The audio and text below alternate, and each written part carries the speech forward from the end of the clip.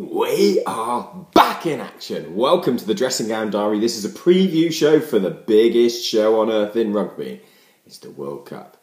It's only weeks away, so in this programme, what I wanted to talk about, let's start off by reviewing the England squad. We'll have a look at the status of the Southern Hemisphere teams, and we'll also review Wales and Ireland and where they stand. So let's start off with the big announcements of the week. It was, of course, the England squad. The talk was, will Burgess be in? Will Cipriani be in? What will they do with Burrell? All of these questions. There were leaks that came out earlier. Lancaster is showing that he doesn't really know where his best squad is. How can he not pick Cipriani? The way he played in Paris in the last 20 minutes, he turned the game round for England, but yet they can't find a space in his squad. Does this leave Lancaster with a squad that lacks creativity? Only time will tell, but certainly, I don't know whether he's been pressured into picking Sam Burgess, but this is a guy who has only he made his international debut against France. Okay, he did okay, but he only did okay. He's not going to be a game breaker.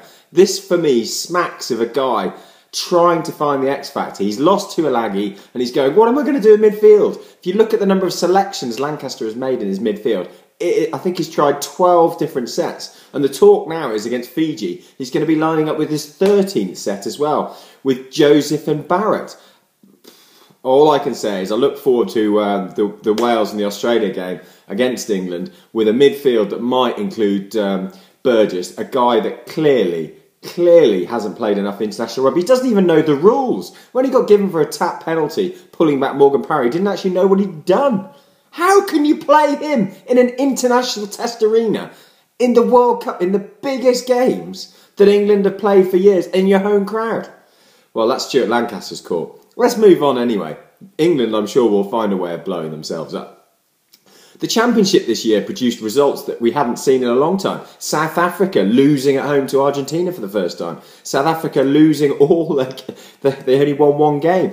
Australia coming up trumps, winning the Championship for the first time in a long time. Of course, those of you who are statisticians out there will know that no one has ever won the Rugby Championship, has gone on to win the Rugby World Cup. So will New Zealand be upset they lost the Championship? Perhaps not. What we have seen, though, is that the last home game for Richie McCall and Dan Carter, of course, I mean, you know, there are a lot of people out there who know Richie McCall as the king, and this guy has a career that is phenomenal, and there'll be a lot of people in New Zealand who will probably shed a few tears when he comes to retire, whatever point that is during the World Cup.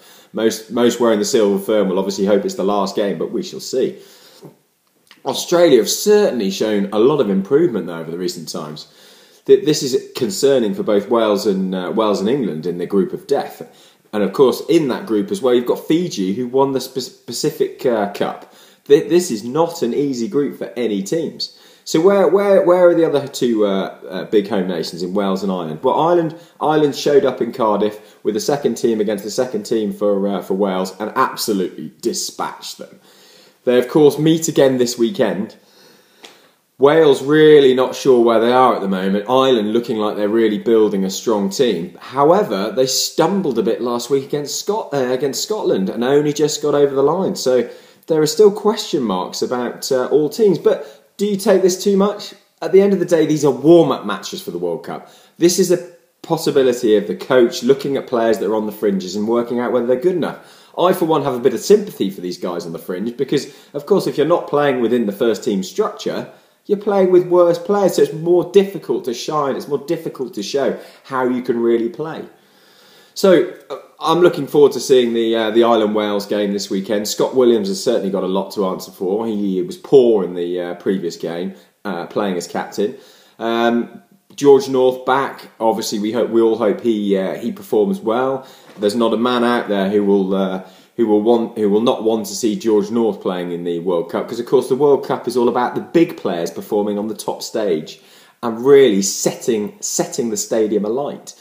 So for now, this is the Dressing Gown Diary over and out. We will be covering more preview shows as the build up to the World Cup gets more exciting and energetic. But for now, you enjoy your weekend.